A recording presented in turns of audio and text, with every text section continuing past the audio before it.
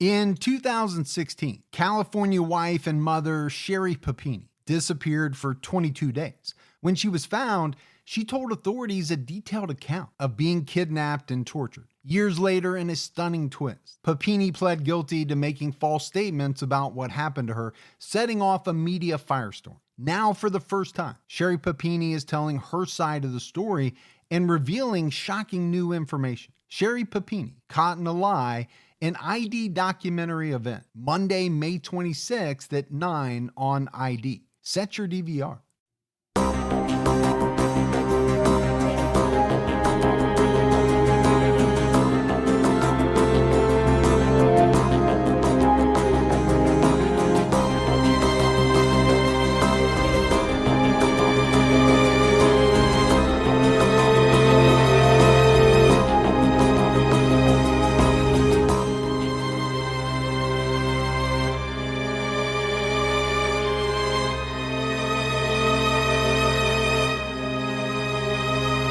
Hello, everyone, and welcome to episode 288 of the True Crime All the Time podcast. I'm Mike Ferguson, and with me, as always, is my partner in true crime, Mike Gibson. Gibby, how are you? Hey, man, I'm doing good. How about yourself? I'm doing great. You and I are sitting in brand new chairs that we bought for the studio since you ripped yours, and we were forced to buy new ones. I did not rip my chair. You blamed it on my daughter, who never sits in that chair. You're the only one that sits in it. I don't know who did it. It looked like Wolverine went at it. It did. It really did. But the new chairs are awesome. We're trying to get the settings down. Yeah. Let's go ahead and give our Patreon shout outs. We had Randy Crandall. Hey, Randy. Ann Hammonds. What's going on, Ann? No Likey. No Likey. Jim Fox. Hey, Jim. Sandy Reichard. What's going on, Sandy? Logan Bobo. What's going on, Bobo? Crystal Pomalis jumped out to our highest level. Well, thank you, Pomalis. Gypsy. Hey, Gypsy. Aaron Rojas. What's going on, Rojas? Teresa Summers. Hey, Teresa. Happy Place Planning. Well, I love a happy place. Frith Veitch. What's up, Veitch? Romana Pfeiffer jumped out to our highest level. Hey, Romana. Kay Jones. Hey, Kay. Mikey K. Hey, Mikey. Ricky Suzanne Martinez jumped out at our highest level. Well, thank you, Martinez. We had Wendy. What's going on, Wendy? Carla B jumped out at our highest level. Carla B. Jasmine Pusateri. Hey, Pusateri. And last but not least, Kevin Roberts. Hi, Kevin. So we appreciate that. And then if we go back into the vault, this week we selected Jennifer Stoddard. Well, thank you, Stoddard. So we appreciate all the Patreon support. We had some great PayPal donations from Lynn Wilson. Hey, Lynn. Jackie Fage. What's happening, Fage? And Becky Delapaz. Delapaz. All right. So thanks to everyone. We also had a Patreon winner for May, and that was Elisa Barnes. Hey, congratulations. Gibbs, right now on Unsolved, we have an episode out on a serial killer that has been called Bible John. That's a good case. Takes place in the late 60s. We're headed up to one of your favorite places, Scotland. Yeah. I've been wanting to go to Scotland for a long time now. I've never been, but it's definitely on my list. All right, buddy. Are you ready to get into this episode of True Crime All the Time? I'm ready. We are talking about a case that involves murder, college basketball, scandal. You know my love for college basketball. Yeah. It's by far my favorite sport. So, when I saw this case, man, I really got intrigued. Right. Patrick Dennehy was just 21 years old when he was murdered by his close friend, Carlton Dotson. The two young men were both talented basketball players at Baylor University in Waco, Texas. And as far as I could tell, Gibbs, this is the only instance in NCAA history where a student athlete was convicted of murdering another student athlete. I looked, I couldn't find any other example. So, if this is the only one, that's kind of shocking. It is. When you think about it. Now, obviously, there have been a lot of athletes who have murdered, a lot of high profile athletes, but, right. Most of them have been either professional athletes or former college, no longer in college. But you also, in this case, have the added element of a person murdering like their teammate. Yeah. The murder of Patrick Dennehy also exposed major NCAA violations and corruption at Baylor University. So there's a lot going on in this case. Obviously, I was intrigued when I started looking into it. Baylor is a basketball powerhouse. It is. Nowadays. They just won the championship a couple years ago. Patrick Dennehy was born on January 28th, 1982. He was originally from Santa Clara, California. Patrick lived with his mother, Valerie Brabazon, his stepfather, Brian Brabazon, and his sister, Wynn. Patrick was close to his sister. They spent a lot of time together, but he didn't grow up playing basketball. And you hear this about a lot of kids. Patrick didn't start playing basketball until he was 13 years old. Yeah. But he learned very quickly. And as a lot of us develop, he developed a dream of becoming an NBA player. But I can, think of a lot of like all-time great basketball players right, who didn't even start playing until, well into their teens. Later in life. Yeah, they played soccer, they played this, they played that. And then once they picked up a basketball, it was like, ooh, this person's really good. Yeah. Now, by the 7th grade, Patrick was already 6'3". So, I think that alone is probably going to maybe force you out of some sports and push you towards basketball, where obviously height is a key factor. Sure. It doesn't help, I don't think, as much in soccer, baseball, some of the other sports, but obviously basketball, height is pretty big time. Pretty critical, right? Yeah, and it got the attention of the coaches at Wilcox High. You've got a 7th grader who's 6'3". All right. You think the coach might say, we should take a look at this kid. Yeah. When can we get him on our team? Patrick's house was across the street from the school, so, coaches could see him. They encouraged him to keep practicing so that he could make the team. Patrick made the JV team in the 9th grade. And that on its own is a pretty good feat. It is. Most 9th graders play freshman basketball. But if you're really good, you can make the JV team. You could make the varsity if you were really, really good. Right. But, for Patrick, this was the first time ever playing organized basketball. So that is kind of amazing. Patrick's varsity coach, Josu Valenzuela, told the Washington Post that Patrick was shy at first, but he had obvious talent. Sometimes he lacked respect for authority. And when he finally made the varsity team, he had a number of conflicts with some of his teammates. Patrick eventually transferred to St. Francis High School. But during his junior year, he injured his knee and he wasn't able to play for most of his senior season. That's really tough. It is really tough. And, those knee injuries can be career ending for many. They can. Really tough for a kid who's good and is eyeing, let's say, a college scholarship.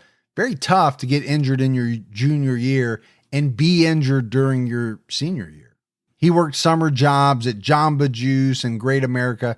The Mercury News reported that Nelson Washington, Patrick's summer league coach, said later at his funeral service, he was the tallest person I've ever seen make a smoothie in my life. He was like 6'10". Yeah, he grew to be 6'10" as an adult. So even though he was injured, he was good enough to be accepted to the University of New Mexico, and he played on their basketball team for 2 years. He played in 33 games his freshman year. He only started one of those, but during his sophomore year, he started 28 out of 30 games, and his points per game average went from 2.5 to 10.6. He became a top player at New Mexico. Yeah, that's a healthy average. Yeah. 10.6. As a sophomore, you think you're just going to get better, right? Your junior, then your senior year. I remember when I used to score, something like 32 points per game. Sure. Yeah, it was on a Nerf rim attached to the door of your bedroom, and you were playing against yourself, but it was still a healthy average. It was. I love slam dunking up against that door. In 2002, Patrick was dismissed from the New Mexico team for losing his temper. Basically, during a game against Air Force, he walked off the court and abandoned his team with less than 4 minutes left in the game. It's a no-no, man. In organized team sports, right. Coaches don't like it. Your fellow teammates are not going to like it.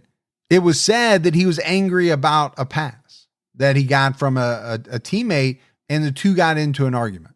The Washington Post wrote that Coach Fran Fraschilla said that Patrick's team got upset with him basically for acting like a jerk. According to Jessica De La Rosa, now Jessica Marlowe, who was Patrick's girlfriend of almost 2 years, Patrick went through what she called a religious transformation. In the summer of 2002, he decided that he wanted to play for a Christian school, but he needed a scholarship because he couldn't afford tuition on his own. But you got to think, Gibbs, here's a 6'10" guy averaging almost 11 points at a good school. New Mexico is a good basketball school. Sure.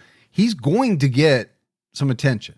Patrick was soon recruited by Coach David Bliss from Baylor University. Bliss got the job at Baylor in 1999 because at that point in time, Gibbs, they weren't that good back then. Baylor was not a powerhouse like they are today. So they were hoping that Bliss was going to turn the program around. He had coached at Oklahoma, SMU, and New Mexico. And he was a pretty well-known Division I coach. He would amass over 500 wins. Impressive. That's a pretty good number. His plan was to recruit talented players from all over the country to help improve the Baylor team because, like I said, they'd been struggling for a number of years. Bliss talked Patrick Dennehy into transferring with a scholarship, housing, and a car. Okay, the scholarship and housing, that's pretty normal. Right. That's allowed under the rules. What is not allowed is a car or other enticements such as that. But it happened, and it happens probably today somewhat, I'm guessing. You know, in football right now, people are talking about buying kids, and I'm not naive, man. College sports is worth billions of dollars. It is. So to think that somebody would do something to gain an edge, we know it happens because people get caught all the time. Sure. What we don't know is who doesn't get caught and how much of it really goes on. Patrick was sold. He thought, playing at Baylor would get him more exposure, which could help him, get to the NBA. Patrick told his family and girlfriend that Bliss helped him get a Chevy Tahoe, which is nice, man. Those Tahoes are not cheap. No, it's a nice ride. I mentioned it, right? He wanted to get to the NBA. He also had dreams of paying for his sister's college, buying his mom a new house. So Patrick transferred to Baylor for the 2002-2003 school year. Per the NCAA rules at the time, he had to redshirt for 1 year. He had to sit out to be eligible, which is how it worked back then. Today, since COVID, I think every college athlete gets one transfer. They started that during COVID. But they don't have to sit out. Nope. No more sitting out a year, which was the big deal. That's why, a lot of kids didn't transfer because they didn't want to have to sit out an entire year and basically do nothing but practice. Yeah, they want that play time, It was said that the Baylor team liked Patrick. He was known as a friendly and funny guy. It was at Baylor that Patrick met Carlton Dotson, another transfer student recruited by David Bliss. And the two became really good friends. According to the New York Times, Carlton and Patrick both came from broken families. They bonded over things like rap and movies. They were always seen goofing off together. And, each of these men had good things to say about the other. Yeah, it seemed like they really liked each other. Yeah, they really became essentially best friends. Carlton Dotson was originally from Hurlock, Maryland. William Dolson, Carlton's stepbrother, spoke to the 2017 Disgraced documentary. And he was talking about, their hometown of Hurlock. He said it was not a good place to live. And it was a place that people usually couldn't wait to get away from. So I'm not disparaging Hurlock. This is what this guy said about it. But I'm sure there are many places or people, develop those feelings. I don't like this place. Right. Maybe it's too small. I can't wait to get out of here. Or maybe there's too much crime or whatever it may be. This town's not for me. Carlton attended North Dorchester High School, and he played for the school's basketball team. According to his stepbrother, Carlton was the team leader. He said he was basically our LeBron James. Okay, when you compare a guy to LeBron James, you're saying he's the dude. Yeah. On that team. Right. He said everyone knew they were going to see Carlton on TV one day. Carlton led his team to the Maryland 1A boys title and the first ever state championship in the 1998-1999 season. He was said, Gibbs, to be a very nice guy, friendly to everyone, and he wasn't an arrogant guy. Carlton's high school coach said on Disgrace that he loved him, going as far as saying, I would be proud if he married my daughter. That says a lot. It does say a lot. You don't have to say that. You know, you could like somebody, but maybe not want them to marry your daughter. To me, that's probably one of the highest forms of praise that you can give somebody. Yeah, unless you really just don't like your daughter. Because you're basically saying, I want this kid to be a part of my family. Right. And, you know, I go back to he wasn't arrogant comment. Okay, that's tough. You know, when you're the superstar, you know, when you're the LeBron James of your team, I imagine, because I never was the LeBron James of my team, but I can imagine you got to work really hard not to be arrogant. Yeah, it's not easy. You know, I mean, our rec league, there's no hiding it that one of us at this table right here is the alpha superstar, the LeBron James for that rec league. And you can be very arrogant. Yes. Carlton signed with the University of Buffalo, but he opted to play for Paris Junior College instead. He met his wife, Melissa Kethley, at Paris Junior College. They got married in August 2002, but separated in April of 2003. Yeah, that didn't last very long. Nah, it didn't last long. It's a short marriage. I don't really have any more information around it, but obviously either one or both parties realized that they had made a mistake. Carlton Dotson transferred to Baylor, but he didn't get a lot of playing time during his first season. So he started thinking about transferring to another school. There was another guy on the team named Harvey Thomas. Patrick Dennehy was Harvey Thomas's chaperone when he first came to Baylor. According to Harvey, Patrick asked him if he smoked, and Harvey told him yes, he did. Patrick offered to let him stay at his apartment until his housing was ready. Harvey invited his cousin, Larry Johnson, to town to hang out with him. This guy, Larry Johnson, was a constant figure hanging around with Harvey. Both Patrick and Carlton would later claim that Harvey and Larry Johnson threatened them with guns. So they claimed this, but as far as I could tell, Gibbs, neither of these guys was ever charged in connection to Patrick's case or, charged with brandishing a gun or anything like that. Patrick's roommate, Chris Turk, said there were no guns in the apartment before the issues with Harvey. He told Disgraced that Carlton and Patrick started answering the door with guns in their hands. They told him not to let Harvey in and not to let anyone else into the apartment. So obviously this is important, as it relates to the story. And it's why we have to talk about this guy, Harvey Thomas, because according to Patrick and Carlton, they were scared of him. Yeah. Scared of his threats. And so this is where the guns come into play. Chris said once he heard a knock at the door and he looked out the peephole and saw a black man holding a handgun. He said he was holding the gun in a very obvious, threatening way. And he assumed that this man was Harvey Thomas. In March 2003, Carlton responded to an ad for pit bull puppies at a farm near Waco. He and Patrick became friends with the property owners, Darren and Tammy Cox.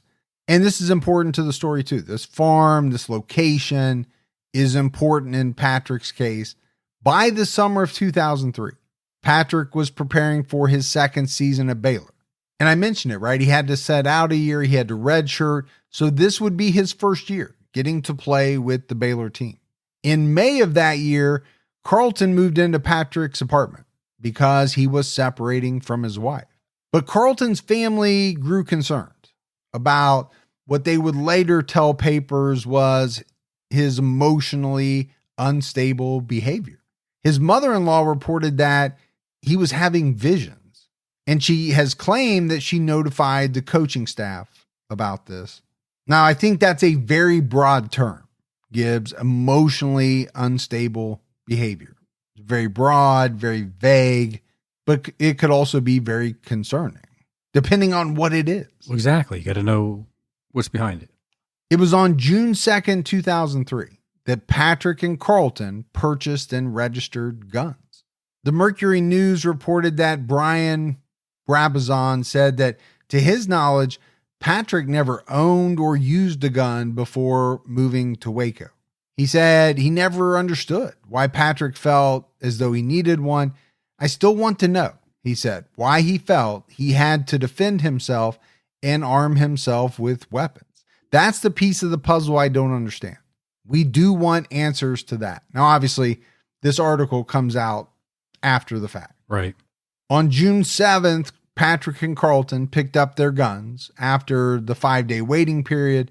They showed the Coxes 2 pistols and a rifle, and they told them that they bought the guns because they feared for their safety. Who among us doesn't want to live well, to be perfectly at ease in comfort and style? Well, Hunter Douglas can help you do just that with their innovative window shade designs, gorgeous fabrics, and control systems so advanced they can be scheduled to automatically adjust to their optimal position throughout the day. Whether you want to diffuse some harsh sunlight or be able to enjoy your view outside your window while at the same time protecting your privacy, Hunter Douglas has a solution for you. They also provide superior insulation in their shades, keeping you warmer in the winter and cooler in the summer, which at the same time lowers your utility bill. And with Hunter Douglas's PowerView technology, your shades can be set to automatically reposition for the perfect balance of light, privacy, and insulation, morning, noon, and night. So live beautifully with Hunter Douglas, enjoying greater convenience, enhanced style, and increased comfort in your home throughout the day. And right now, for a limited time, you can take advantage of generous rebate savings opportunities on select styles. Visit hunterdouglas.com/TCAT for details. That's hunterdouglas.com/TCAT. You know, we all need a little excitement in our lives. Life's too short for a day without some fun in it. Get a thrill whenever you need it with Slotomania, the world's #1 free slots game. I love this game. The graphics are beautiful. They have huge progressive jackpots, fun freebies, and mini games. There's something new every day. The best part for me is that rush you feel when you win a big jackpot. I use it for a little me time to relax every day. Slotomania makes everyday fun-tastic with engaging graphics and realistic sound effects. They have hundreds of original Vegas-style and video slot machines ready to play wherever you are. It's like a little Vegas vacation, but without the long plane ride and the luggage. You can connect with millions of other slot fans on the Slotomania Facebook page, the biggest slots community in the world. When your day is feeling stale, just ask, what will today spin? If you're 21 or older, you can join millions of players around the world. Download Slotomania, the #1 free slots game, on the App Store or Google Play Store and get 1 million free coins. That's Slotomania on the App Store or Google Play Store for 1 million free coins. A few days before he went missing, Patrick told his girlfriend Jessica and his friend Daniel Akopny that Harvey Thomas threatened him with a gun. Jessica encouraged Patrick to talk to his coaches about it because he didn't know what to do. And this is something that we haven't talked about yet, right? You're a young guy. You're away from home. Right? You're essentially on your own. Your family is pretty much the basketball team, the coaches. You know, I think to a lot of people, the coach is like your second father, your surrogate dad. So it would make sense that if you were having a problem, go talk to the coach or, talk to somebody about it. On June 9th, Patrick and Carlton went to different coaches to report that $300 had been stolen from their apartment and that they had been threatened by Harvey Thomas and Larry Johnson on June 6th. The two men thought it was Harvey who stole the money from their apartment. Patrick told assistant coach Abar Rouse that he was scared and that there were weird things going on. Weird things. Well, and the other thing that plays into this is that Harvey's on the team as well. So it does make sense, right? That you have a problem with a teammate or you think you have a problem with a teammate. You would want to talk to a coach Now, Patrick's family has come out and said that they just don't think that the coaches took the threats seriously. University officials claimed at the time that Patrick and Carlton didn't complain about the threat. So I don't know what the correct answer is, but it's pretty simple. Either they did or they didn't. Yeah, I don't think there's any gray area there. No, but it means that someone is not telling the truth, right? When you get down to that level. In the 2017 documentary, Coach Bliss claimed that he was not aware of any threats made by Harvey Thomas. But Harvey said in his documentary interview that coaches Bliss and Rodney Belcher did question him about threatening Patrick. Now, he denied making the threats and still, to this day denies ever threatening Patrick or Carlton. Assistant coach Rao said in his interview that nothing happens without the head coach's knowledge. You hear that a lot. You do hear that a lot. And to be honest with you, a lot of times it comes out eventually that the head coach did know about whatever it was all along. Now they're going to deny it because them having knowledge of it is going to put them in a very difficult position, right? Possibly threatening their job. And we know, Gibbs, these coaches make a boatload of money. They do. Now, I don't know how much Bliss was making at Baylor in the early 2000s, but you look at some of the top coaches now, $5, $6, $7, $8 million a year. Yeah. And probably some more incentives, right? Sure. They get to the certain round of the tournament, they probably get paid even more. Bonuses. I mean, it is big, big money. So it never surprises me that someone in that position would do whatever they had to do to keep something from coming out. Now, it does surprise me what Dave Bliss did. And obviously we're going to get into it in much more detail. On June 10th, Patrick and Carlton started practicing shooting at the Cox farm. So we are really talking about a compressed period of time. We really are. From, the threats to buying the gun, waiting the 5-day period, and then for them to start practicing shooting, it's really like a week and a half that all of this is taking place. On June 11th, Patrick's roommate, Chris Turk, left for a trip. When he left, Patrick was alive and well. Jessica De La Rosa said she spoke to Patrick on the phone that day. She said he promised to call her later. On June 12th, Tammy Cox saw Patrick and Carlton at a Taco Bell in Waco. It's known that Patrick attended his final day of class and spoke to his girlfriend Jessica on the phone that day as well. Carlton's ex-wife saw him driving Patrick's car in Sulphur Springs, Texas. Melissa reported to the police that Carlton visited her home on the evening of June 12th, driving Patrick's car. Now, I think to a lot of people that wouldn't seem out of the ordinary. No. It's your best friend. Sure. Okay. So you're driving his car. No big deal. The problem came on Friday the 13th. Patrick missed class. On June 14th, Patrick told his friend Daniel Akopny over the phone that he was worried about threats made to Carlton by some teammates. The Washington Post reported that according to Daniel, Patrick said, "Someone is out to get me." Now, I will say, Gibbs, that the sources for this story are kind of all over the map. There are sources that state that Patrick died on June 12th.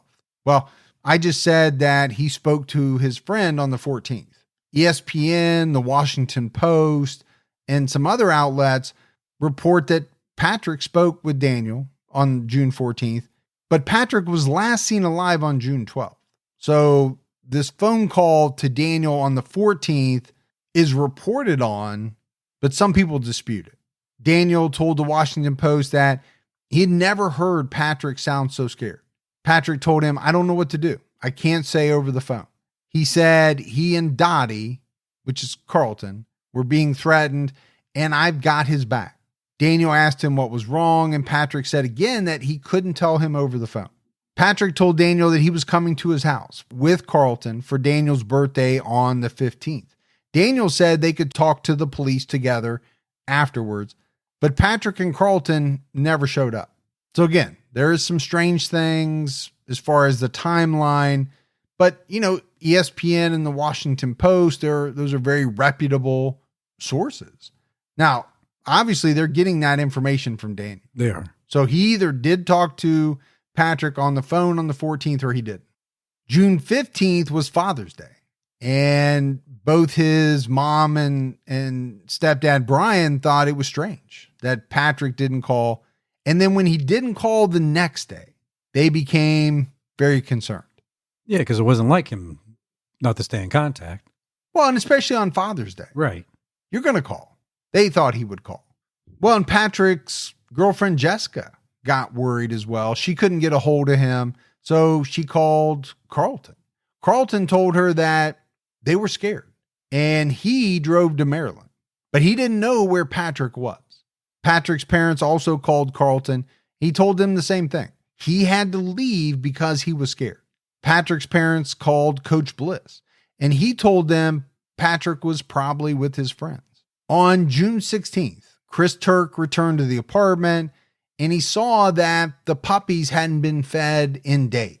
All right, this is something that you and I have touched on before. One of the biggest signs that there is potentially something really wrong is when people leave their pets with no way for them to get water or food. People love their pets, man. Absolutely. They just don't do that. But in the Disgrace documentary, Daniel Akopny claimed that he and a friend drove to the apartment. He asked the apartment manager to unlock the door. He said he found the 2 pit bull puppies without food. He also saw a half-packed suitcase on Patrick's bed. He said he left a note for Patrick and took the dogs with him. So again, there's another, what seems like a discrepancy here. And they both involved this Daniel Akopny. On June 19th, the Brabazons reported Patrick missing. Now, really, Gibbs, at this point, it had been 5 days since anyone had heard from him. Investigators searched his apartment. They didn't find any evidence of foul play. On June 23rd, the Waco police filed an affidavit seeking a search warrant for Patrick's computer. The affidavit contained a statement from an informant who told Delaware police that Carlton told a cousin that he shot and killed Patrick during an argument. Carlton told his cousin that Patrick pointed his gun at him.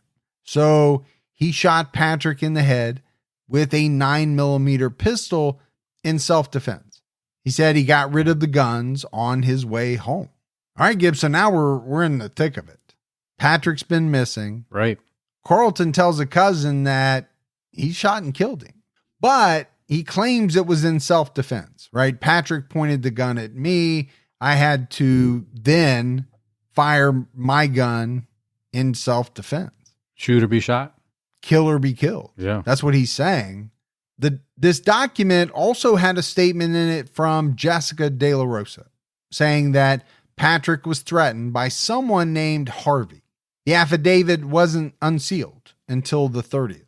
On June 25th, Patrick's Tahoe was found in a Virginia Beach shopping center with no license plates. So this was strange for 2 reasons.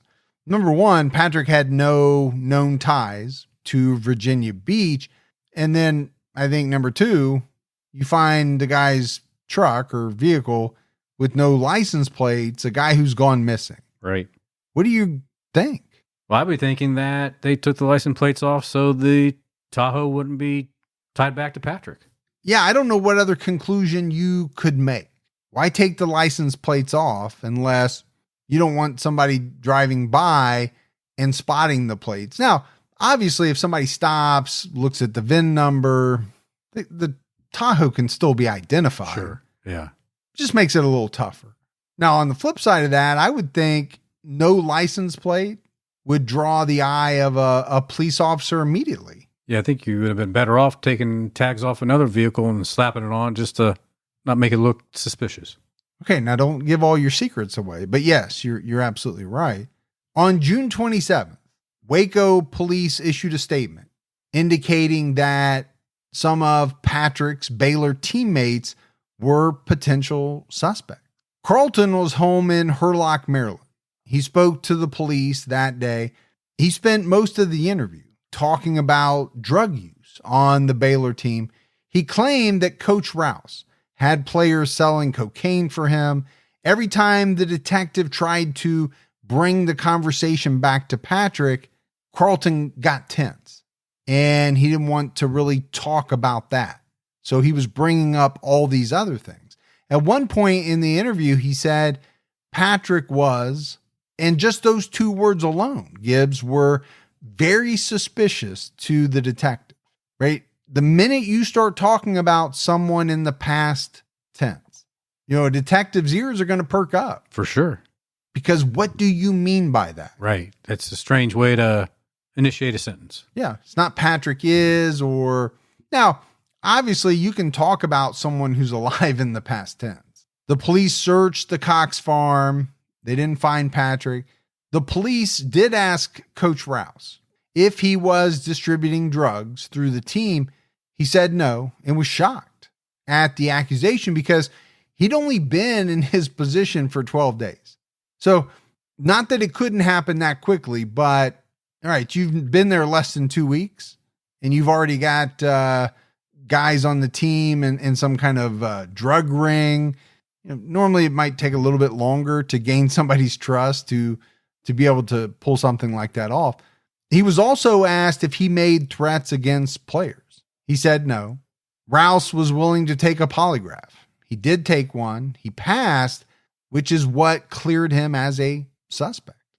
On July 1st, attorney Grady Irvin announced that Carlton Dotson had hired him. And this is always one of those subjects, Gibbs, that you and I kind of get into it about. I think to a lot of people, the fact that you hire an attorney when you have not been charged makes it look as though you're hiding something, you have something to hide. You can look at a case like the JonBenet Ramsey case. Sure. The parents hired two different attorneys. Yeah. Each one hired a different attorney. And I think in the court of public opinion, it really made them look as though they were trying to hide something. Now, a lot of people probably still believe that. I don't know. But I think it's a smart thing to do. Yeah. And you and I have talked about it a lot. Now, does it sometimes turn out that the person does have something to hide? Sure. Does it always mean that? No, absolutely not. I think a lot of people, if they can afford it, would hire an attorney because they want guidance.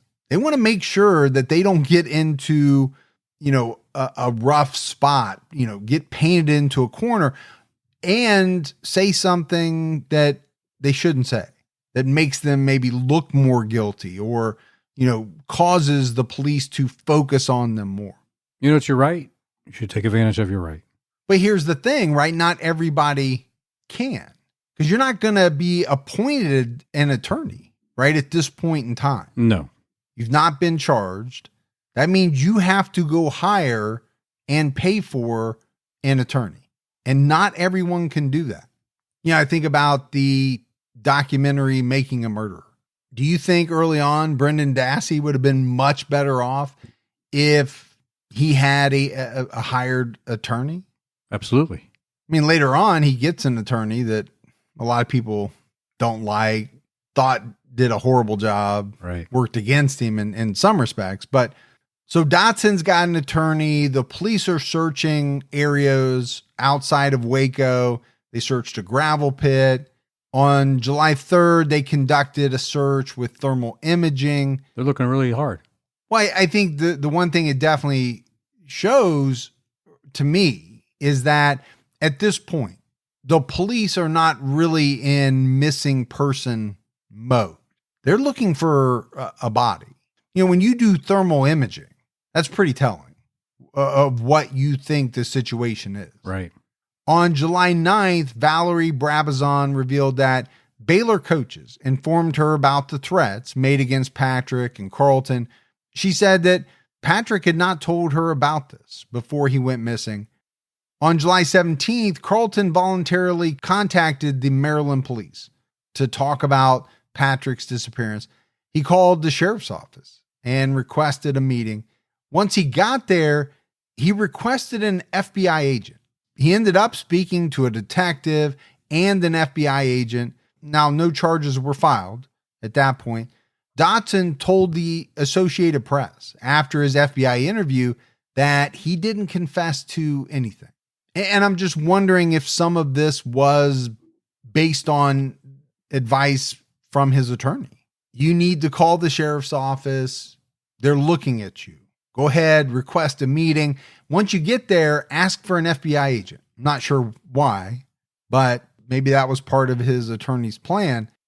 Bonafide was created to give women an alternative to effectively relieve the symptoms that accompany hormonal fluctuations within their body. Bonafide has a number of amazing products. My wife is waiting to get her hands on them. She can't wait to try them out. Products like Relazin, which provides powerful hormone-free relief to women experiencing menopausal hot flashes and night sweats. Silvessa is the first comprehensive system designed to restore and protect hair and skin affected by estrogen decline from the inside out. It's formulated with hyaluronic acid to visibly improve skin texture and reduce fine lines and wrinkles. Bonafide's products are recommended by over 8,400 doctors across the country. Women struggle with real health issues and deserving to be spoken to in a real, straightforward way that acknowledges and emphasizes with their experience. Bonafide has helped over 333,000 women. Give Bonafide a try today. No hormones and no prescription required. Real relief without compromise.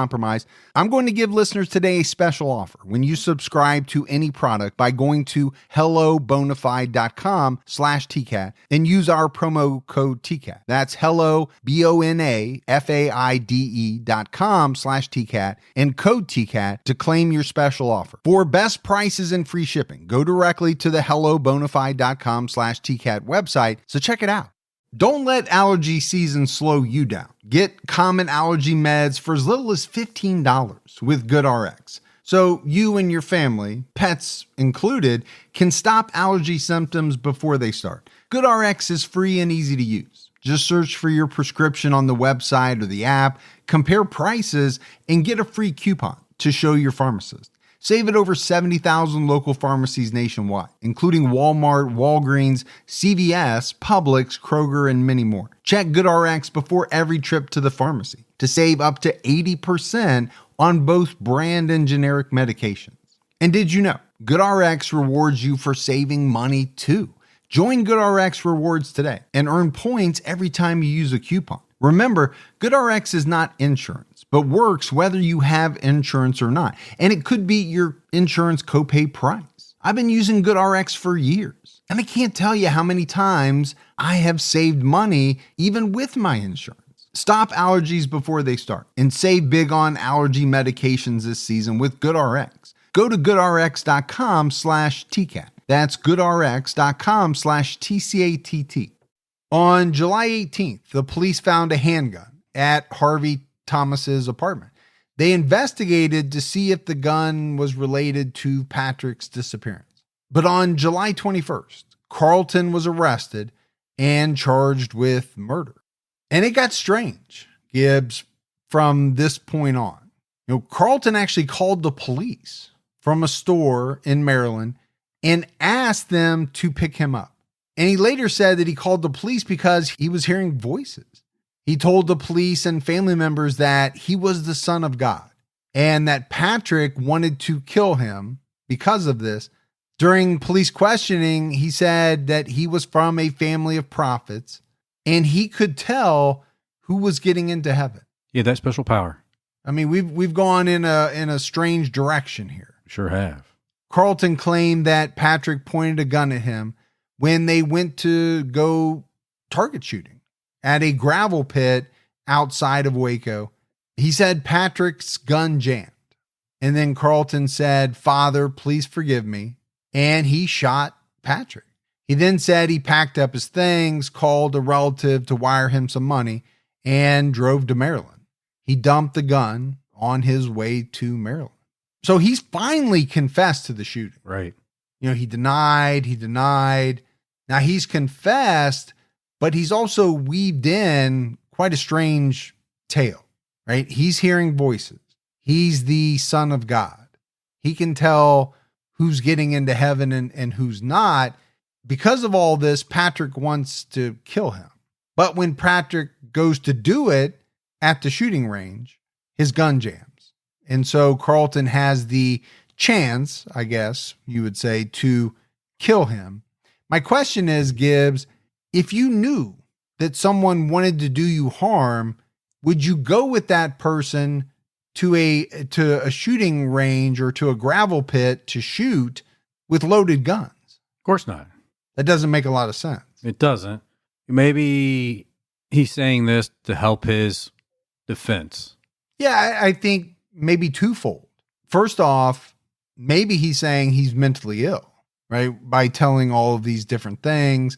And then secondly, he's kind of throwing out a self-defense argument as well.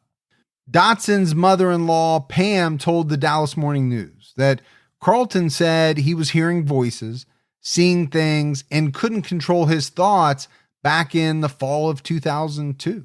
And we talked about this. We said his mother-in-law said that he was emotionally disturbed.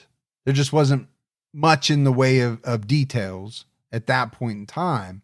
She also said she spoke with a Baylor coach in the spring of 2003 several times about Carlton's mental health. On July 25th, 2003, an officer found Patrick's body on a dirt road a few miles from the Baylor campus. He was shot twice, above his right ear and in the back of his head. According to law enforcement, the location of the gunshot wounds disproved Carlton's self-defense claim. Yeah, it seems more like an execution style. Well, the back of the head shot for sure.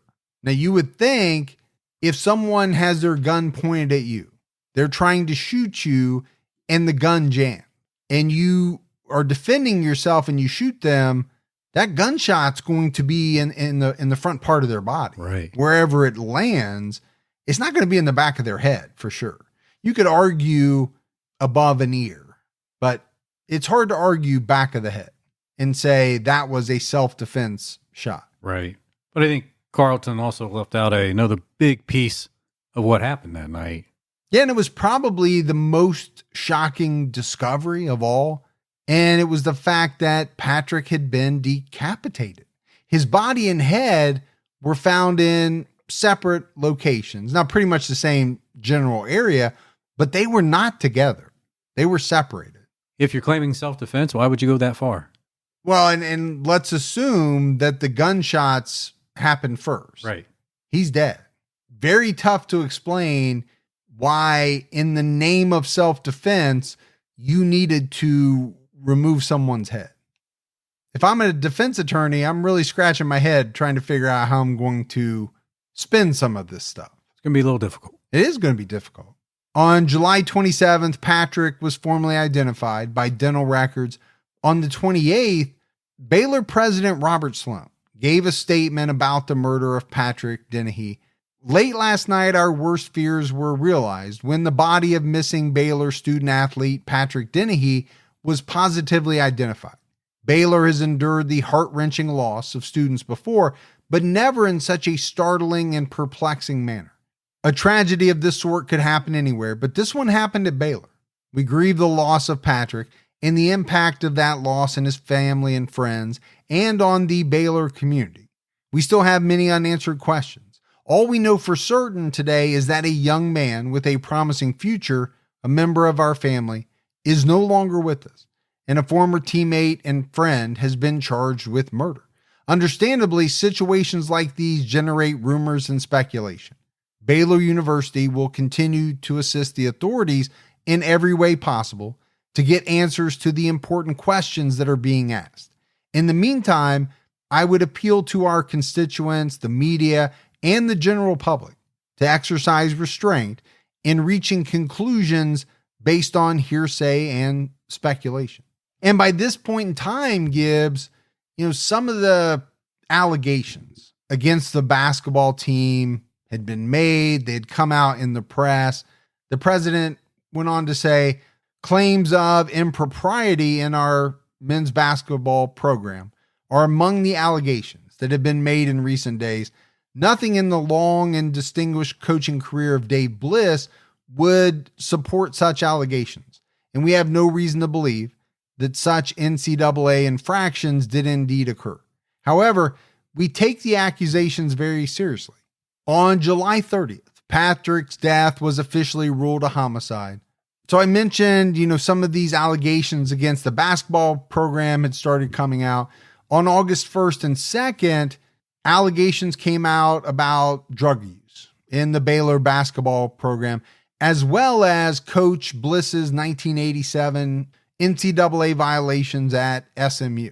On the 5th, two members of the previous season's basketball team told the Dallas Morning News that some of the coaching staff were present at a pickup game involving Harvey Thomas during his official visit to the university, which apparently is an NCAA violation. Right. They got some really strange rules. They do. The NCAA does. Now, that being said, it's on everybody to know what those rules are. And some of these big programs have a whole staff that do nothing but, understand them and try to tell everybody what they can and cannot do. Well, because if you violate them, it could be devastating to the program. Yeah, obviously it can. But to say that it's a violation to stand and watch a kid play basketball, that just seems so strange. Yeah. Now, I get the ones about don't buy kids cars, don't give them bags of cash. Those seem like pretty good rules. It should be pretty much common sense. Yeah. But there are some really ticky-tack ones. You can only call so many times. You can't call during this time or that time. Do you remember that movie, Johnny Be Good? I do. I think all the different schools it was funny, right? And all the different schools were trying to get him to play. I think he was a quarterback or something. I think he was. Yeah. But it was funny how they showed how the different schools would wine and dine and other things. Well, it's very similar to Blue Chips. Yeah. Not quite as funny. Johnny Be Good was a real comedy. Right. Like I said before, Gibbs, when there's that much money involved, somebody is going to be tempted to gain an advantage. Sure. On August 8th, Dave Bliss and director Tom Stanton resigned. School investigators announced that two players received unauthorized financial aid, and the coaching staff failed to properly report failed drug tests. Jessica De La Rosa claimed in the Disgrace documentary that she was the one who reported the NCAA violations regarding Patrick. It was revealed that Coach Bliss had paid two players, Patrick Dennehy and Corey Herring, more than $40,000 since they were recruited to Baylor. Coach Bliss paid the down payment on Patrick's Tahoe, and he also paid his tuition. And this was something that I thought was a very interesting part of this case. That's not something that a coach would normally need to do for a player. Right. Because you get a scholarship, that part is covered. But in Patrick's case, that's not the way it happened.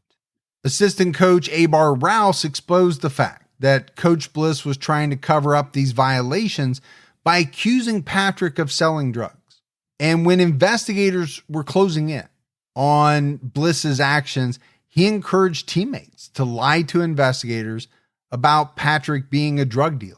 Because really, Gibbs, that was the only way that he could hide what he was doing. Right? Eventually, someone's going to ask the question, how's this guy paying for his own school? How did he pay for a Chevy Tahoe? How's he paying for this? How's he paying for that? Right. So the coach's idea is to make everyone think that Patrick was a drug dealer. And so obviously he had the money. Right. There'll be no records. Yeah, I don't think drug dealers are really good at keeping ledgers. Right. Transaction data. That's not their strong suit. Now, I could be wrong. There could be some very highly organized drug dealers. I think for the most part, it's not a vocation that lends itself to a lot of record keeping. I never pictured a lot of drug dealers with the green visor and the calculator with the billowing, calculator tape, and they're ripping it off and they're keeping track of everything. Hey, that's what got Capone. Too much record keeping? Yeah. Not enough payment of taxes? Exactly. So I said Coach Rouse exposed the head coach, right? David Bliss. He bought a $25 tape recorder to record Bliss talking. I think, he was scared about losing his job, but he also wanted to do the right thing and, really report what was going on. He recorded Bliss on July 30th, 31st, and August 1st. And he eventually turned the recordings over to the Fort Worth Star-Telegram. And I want to play a little bit of one of the recordings here. It was played on that documentary, Disgraced. So let's play that, and then we'll talk about it. There's nobody right now that can say that we paid Pat Dennehy. Earned if he's dead. Okay? So what we have to do is create the reasonable doubt. I got like 30 years, I've never talked to an NCAA guy. Okay, so, I mean, that stands for something. Yes. And the thing about it is what the lawyers want to do is all they got to handle is $2,000 for the down payment. Yes. And then like $7,000 on his completion. What we got to create here, drugs. So obviously he recorded a lot more. That was just a little snippet. But in it, you heard the most important part. They can't tie us because Patrick's dead. All we have to do is create your favorite phrase, Gibbs, reasonable doubt. Right. And that's by making people believe this guy was a drug dealer.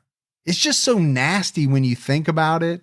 Not so much what the guy did, because what he break, NCAA rules. Yeah. He shouldn't have done that.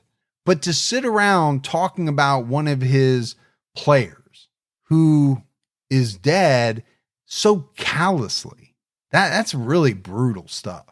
Well, at the end of the day, all he cared about was his job, his reputation. All he wanted to do was cover his ass, right? He did not want to lose this high-paying, prestigious job. And if he had to make a guy look bad, he would do it. If he had to lie, he would do it. On another tape, Rouse asked if Bliss thought Harvey Thomas would go along with it. Bliss responded by saying, "Fuck yeah. Harvey will throw himself on the grenade. That fucker will lie when the truth's easier. He'll do anything. And the reason is because we did it for Harvey. You know, I mean, we stuck up for him. That's why we're in this jam, is we stuck up for Harvey. Okay? I said there's no threats." So obviously when all of this comes out, it's a huge scandal to the university. They ended up barring themselves from postseason competition in 2003, 2004. That's something that a lot of schools try to do. They try to impose a ban on themselves. Self-punishment. Self-impose in the hopes that the NCAA won't come along and really drop the hammer on them. Now, Bliss was banned from the NCAA for 10 years. I mentioned he was involved in a 1987 scandal at SMU. They investigated that. He was questioned, but I didn't really see much that came out of it. I mean, they already had him. That's for a coach to be banned for 10 years. That's rough. Now, he should have been. I'm not saying it wasn't just. I guess what I'm saying is if you're a coach at that level, making probably millions of dollars, I don't know if he was making that much in the early 2000s, but he was making a lot of money. Sure. To say, you can't do this for 10 years. What else are you going to do? You're going to go coach high school and teach chemistry? Yes, you can do that, but you're not going to make the money that you're making. I think the fact that it was only 10 years, I think he got off light. Yeah, because, a lot of times that would be a lifetime ban. But what's interesting is that Scott Drew was hired to replace Dave Bliss.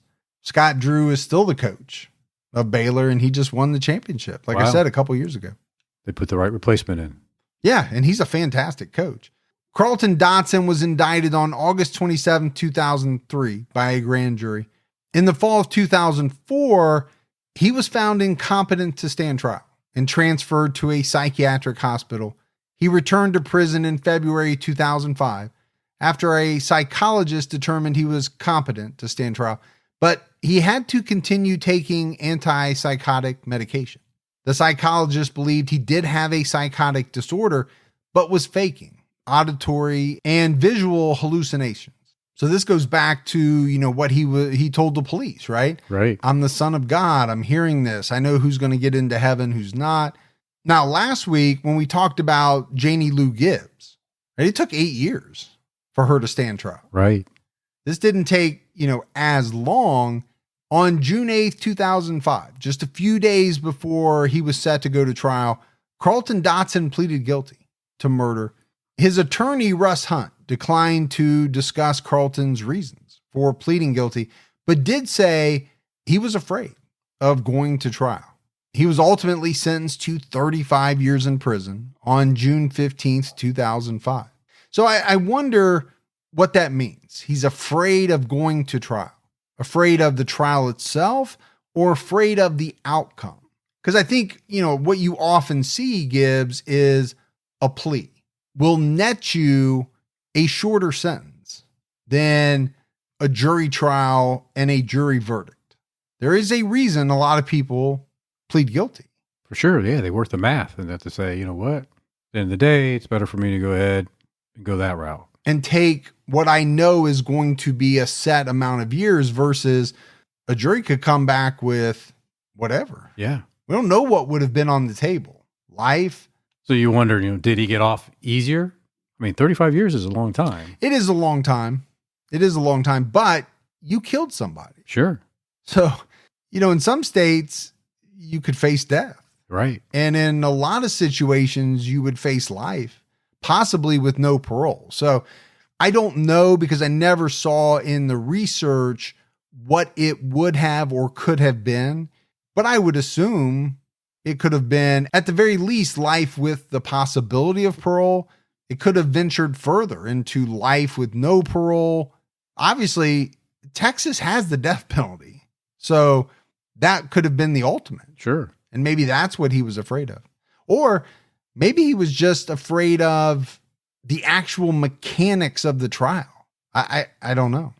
Maybe he didn't want to put his family through all that. I mean, there are a lot of reasons why, guilty people do what they do, whether it's plead guilty or have a long drawn out trial, testify, represent themselves. Brian Brabazon said at the hearing, "You, Carlton Dotson, are a killer, a sinner of the worst degree, and may you never forget what you did." Valerie Brabazon promised to attend all future parole board hearings to keep Dotson off the streets. And Gibbs, you and I often talk about, okay, what would we do in this situation or that situation? Now, we're always speculating because we don't have experience, thankfully, with some of these really tough things that we're talking about. My thought is, though, if someone took the life of one of our family members, and I'll speak for myself, I know for a fact that I would be at every parole hearing, telling my story, telling my loved one's story, what this person did to the family, what my loved one missed out on. I'd be telling every story I could to remind that parole board that this is real stuff. This is real life. Right. This is not just the sheet of paper that you have in front of you with the guy's picture and what he did. I'm here to tell you it's more than that. Yeah, I think it makes a difference, when you get in front of the parole board and let them know how you feel. I think much harder for a member of that board to vote against you, right? The victim or a victim's family member when you're there, when you're pouring your heart out. It has to make a difference. The USA Today reported that Carlton's attorney said he thought the sentencing was fair. He said Patrick started shooting at cans and things. He had a gun in his hand. At that time, Carlton thought, he's going to kill me. I know he's going to kill me. I've got to kill him first. And he killed him first. And I get it. The defense attorney is saying probably what his client told him. He obviously wasn't there. He didn't witness it. But I go back to our earlier conversation. At what point did Carlton think that Patrick was going to kill him? Before they went to the gravel pit to shoot guns? Because if so, you don't go somewhere with somebody that you think is going to kill you when you know they're getting ready to be armed. No, I would never go to the gravel pit with you. But some of those statements made it seem like he thought that for a while. So that's why, we questioned it. That's why we thought that was a little bit strange. Right. Just doesn't add up. Now, this statement makes it sound like they got to the gravel pit, they started shooting, and then all of a sudden, Carlton thought, he's going to shoot me. He's going to kill me. On January 10th, 2006, a judge denied Carlton Dotson's appeal, noting that he surrendered his right to appeal and also that the 30-day deadline had expired, which I did find strange. Right? Normally, I thought when you pleaded guilty, you weren't then the next year trying to appeal. I thought that's how that worked. But in 2010, Dave Bliss became coach and athletic director at Allen Academy in Bryan, Texas. He worked at the school for just a few months before he was cited by the Texas Association of Private and Parochial Schools for what was called a lack of institutional control. And that's a statement that the NCAA throws around a lot. He was suspended from coaching for 2 years and suspended from school administration for 1 year. So this guy, yes, he had a lot of wins. We said he amassed over 500 wins, I think, in Division I. That's a big number. It is. But it also seems as though he had a problem at every place he went to. In 2015, Bliss was hired as head coach at Southwestern Christian University in Oklahoma. That same year, he published a book titled Fall to Grace. But in 2017, he resigned right after this disgraced documentary came out.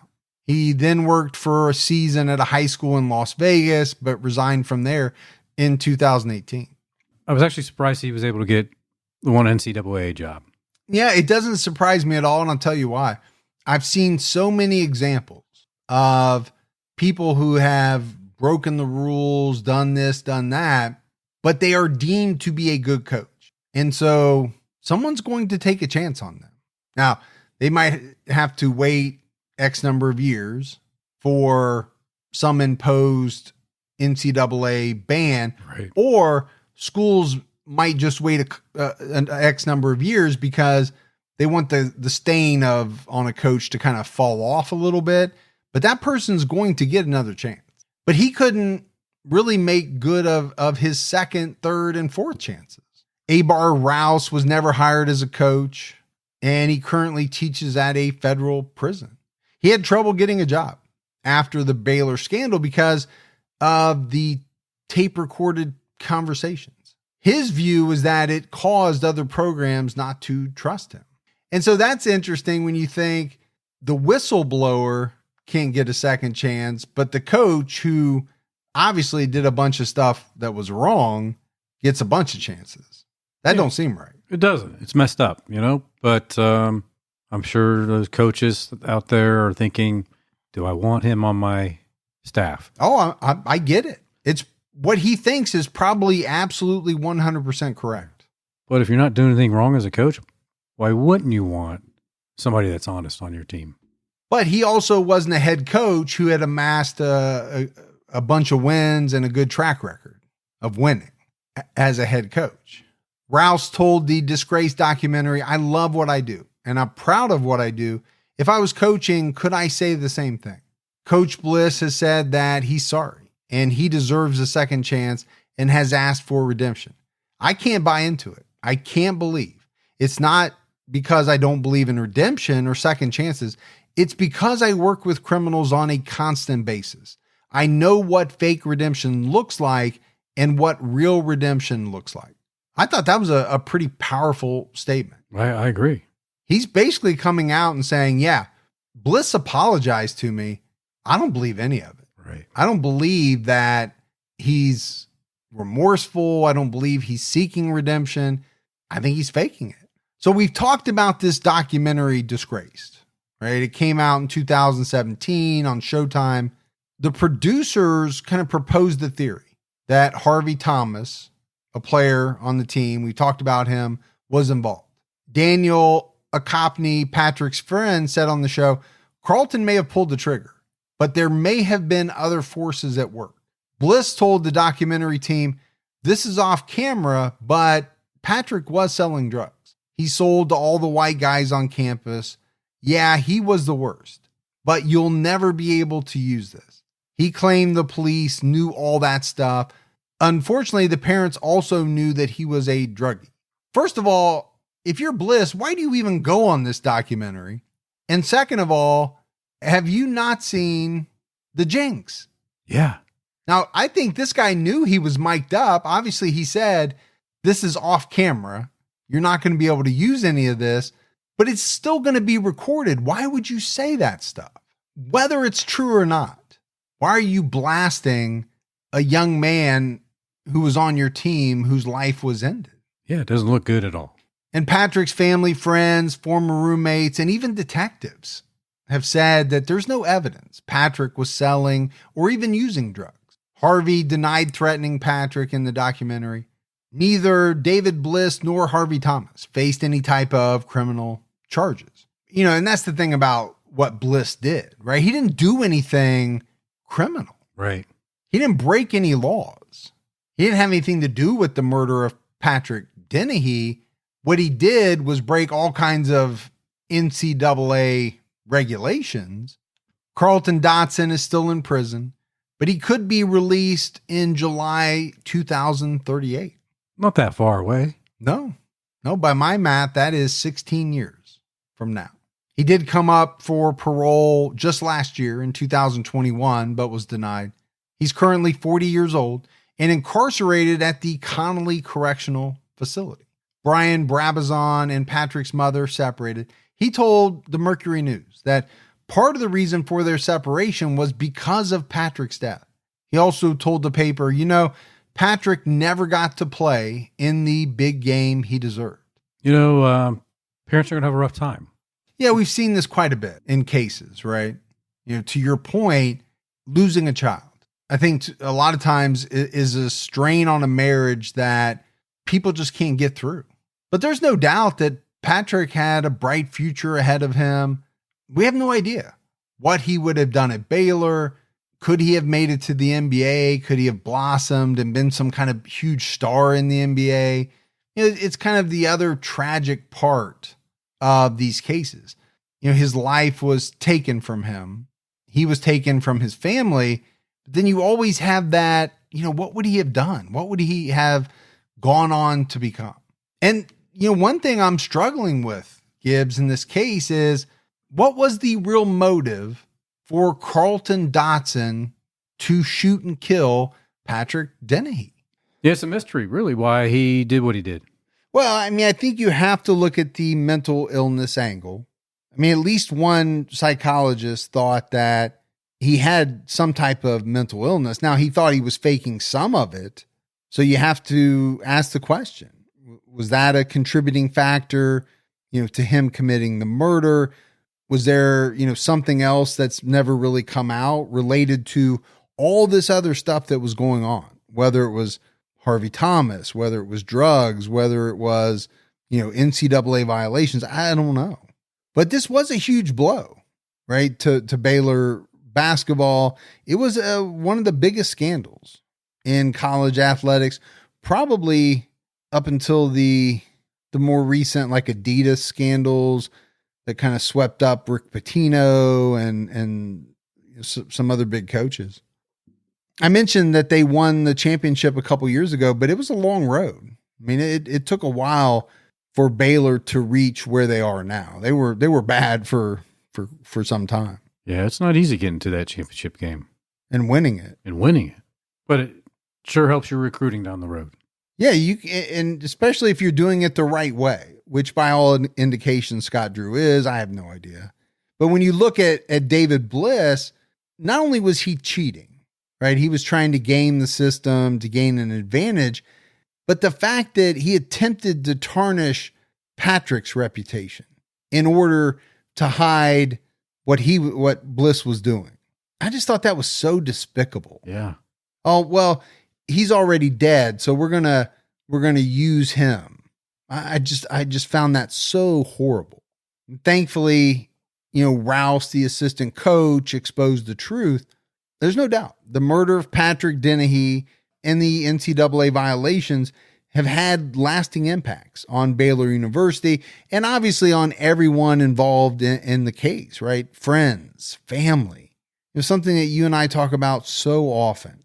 This spider web or branches on a tree or whatever analogy you want to use, these decisions that people make and, the criminal acts that they commit have this like ripple effect that just touched the lives of so many people in such a negative way.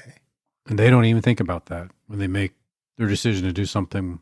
No, I don't think most killers do. Now, again, I still think there's a lot of gray area here when it comes to why did Carlton really do what he did?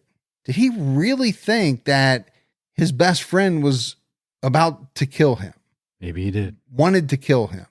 Was he in the grips of a very severe mental illness that was causing him not to think rationally? I don't know. Or did he have some other, ulterior motive, and then some of this other stuff came along a little after? But if you remember, his mother-in-law said he was acting very strangely in this way well before, I think he even, like a year before the murder even happened. Yeah. So maybe there's some truth behind it. There could be. Never know. But that's it for our case on Carlton Dotson. Gibbs, we got some voicemails. You want to check those out? Yeah. Hi, Mike. Hi, Gibby. This is Dorinda. I was calling because I just wanted to say thank you for all that y'all do, all the podcasts. I've only been listening for a couple months, about a month or two now. The thing is that I, too, love my true crime. I don't know. I'm just so addicted to it. I have to have A&E.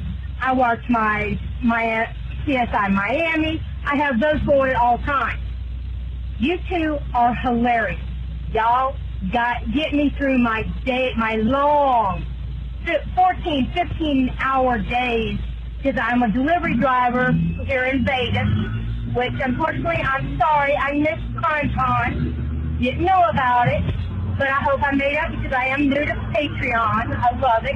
I kind of put a couple of my 3D Patreon printing partners aside so I could become your Patreon. But no matter what, your podcast gets so many of us through our days.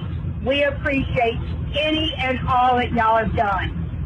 I've already binged all of TPAT. I am now binging Unsolved. Then I'm going to Criminology. Can't wait. Thank you once again. Keep your own time ticking. Man, what a great voicemail. Yeah, appreciate the fact that you would make the decision to sign up for Patreon. Gibbs, what would it be like to be a delivery driver in Vegas? Of all places, that would be one of the hardest, I would think. Yeah, I've been a delivery driver, but man, out in Vegas, all that traffic. Yeah, be tough. Yeah. And where do you park to get out and deliver your package? I think there's going to be a lot of double and triple parking. And for you, how would you, walk around in such short shorts? Well, it's Vegas. You can do that there. Well, that's true. That's actually the one place where your dress would be appropriate. And appreciate it. Because you wear some of the shortest shorts I've ever seen. I like shorty shorts. I don't even know. Do you have those specially made? Are they tailored to be brought up? Of course. Like you'd bring up a pair of dress pants? You can't bring them all the way up. You just about do. I got to be careful how far I bring them up. Hi, Mike and Gibby. I am in my car, so sorry if this sounds weird, but I'm dying laughing in my car. People probably think I'm crazy. I'm listening to the Kristen Gilbert episode, and when you said punched him in the huevos, I was dying. And at first I thought, wait, what does that mean again? So I looked it up, and when I saw eggs, I literally laughed until my eyes watered. So thank you guys. So many times I have done that with this podcast. It is literally the best ever. Again, it's Susan in Illinois. I don't think I told you that. I've called you guys before, but you guys are both great. I'm just Team Mike. Super podcast. Thanks for all you do and all of your hard work. Stay safe, but keep your own time ticking. Man, another great voicemail. Yeah. All right. Love it. You got to protect your huevos. Got to. Hey, Mike and Gibby. My name is Kelly Watson. I am from Jacksonville, Florida. I am a new listener. I've been listening for a couple months. I'm a welder, and I put my headphones in and listen to y'all all day long, welding, putting my head down and listen to y'all. I'm up to episode 71, And I just listened to the one about Gertrude, last name I can't pronounce, and I was honestly sobbing. I work with a bunch of guys, so they were probably looking at me super funky in the shop. But that was just such a heartbreaking episode. I know you guys got to like turn this dial way back, 'cause you guys are all the way up to episode 280-something. Looking forward to catching up, and really appreciate all the work you guys put in. And, stay safe and keep your own time ticking. Bye-bye. Man, I wonder if she uses one of those Hobart arc welders. Up from around where you live. Yeah. Very close to where you live. Yeah. So welders are kick-ass. Hopefully her coworkers will hear this and let her know if she's not that far along, so she can jump ahead and listen to her voicemail. I have a cousin who's a welder, and she's kick-ass. Yeah? Yeah, she's really good. We have that other person we know that's really good too. Oh, that's true. On the safes. Remember that? Yep. Yeah. We don't talk about that. Oh, I said that I shouldn't have said that. You shouldn't have said that. Yeah. We had one thing in the mailbag. Erica and Al Grenier sent us in a new serial killer bobblehead, Ed Gein. And, most of the bobblehead is pretty normal. Yeah. It's Ed Gein, but then, of course, he's holding a skin face mask. Yeah. Freaky. A little freaky, but that's Ed Gein. Exactly. All right, everyone. That is it for another episode of True Crime All the Time. So for Mike and Gibby, stay safe and keep your own time ticking.